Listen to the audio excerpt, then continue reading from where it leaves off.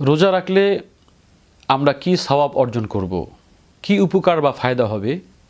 রাসূলুল্লাহ সাল্লাল্লাহু আলাইহি ওয়াসাল্লাম হাদিস শরীফের মধ্যে ইরশাদ করছেন, মান সামা রমাযান ঈমানান ওয়া ইহতিসাবান গুফিরা লাহু মা তাকাদ্দামা মিন যামবিহি।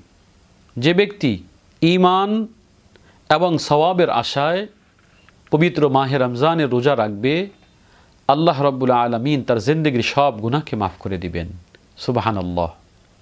রোজা রাখার মাধ্যমে আমার জিন্দেগির সব গুনাহ আল্লাহ তাআলা মাফ করে দিবেন। কত বড় পুরস্কার আল্লাহ আমাদেরকে রোজার মাধ্যমে দান করছেন। সম্মানিত দর্শক শ্রোতা, আমরা রোজার আরও একটি পুরস্কার সওয়াবের কথা জানি।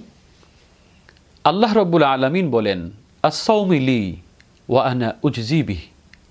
রোজা আমার জন্য এবং তার পুরস্কার আমি নিজে, অথবা ওয়া আনা আজজি বিহি, তার পুরস্কার আমি স্বয়ং দিব। সুবহানাল্লাহ।